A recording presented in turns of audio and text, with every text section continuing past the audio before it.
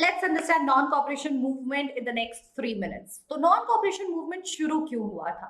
What had basically happened was Gandhi ji जब वापस आए थे तो he was already preparing for a mass movement और उन्हें एक परफेक्ट मौका मिल गया था with the खिलाफत इशू कमिंग। अब मैं थोड़ा सा आपको बैकग्राउंड दे देती हूँ। 1919 में जब फर्स्ट वर्ल्ड वॉर खत्म हुआ था तो लोगों की स्ट्रगल उस फर्स्ट वर्ल्ड वॉर के साथ खत्म नहीं हुई थी जो कि वो एक्सपेक्ट कर रहे थे। तो लोग वैसे ही ब्रिटिशर्स से बहुत नाराज और बहुत ज्यादा एजिटेटेड थे and they needed just a good leader to take that anger out on the Britishers. At the same time, Britishers introduced कर देते हैं Rowlatt Act, which further leads to the Jallianwala Bagh incidents. तो लोग बहुत नाराज थे and were already preparing for something strong as an answer back to the British.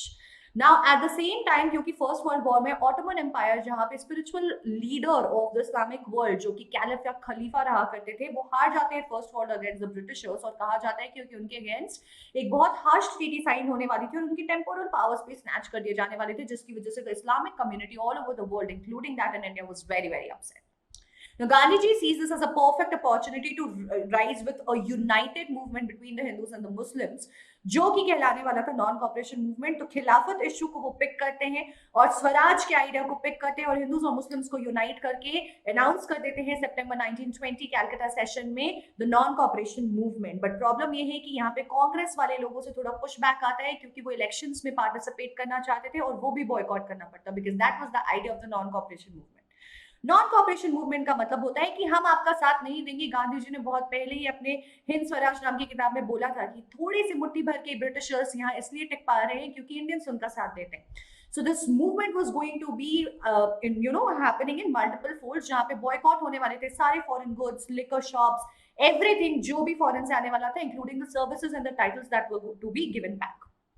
अलग अलग जगह पे अलग अलग फोर्सेस बनी, जैसे कि मिडिल क्लास बनी इन द टाउन्स जो कि स्कूल्स कॉलेजेस जाना जिन्होंने छोड़ दिया।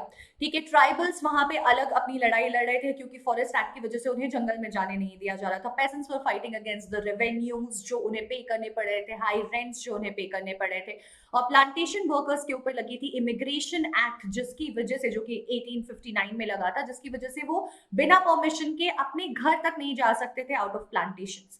So because of all of these reasons लोग अपने अपने रीजन को लेकर के नॉन कॉपरेशन मूवमेंट में आते हैं पार्टिसिपेट करने, लेकिन ये मूवमेंट फेल हो जाता है because it was supposed to be a non violent movement. But लोग इस चीज को समझते नहीं है with so many people being involved and there were other limitations along with violence.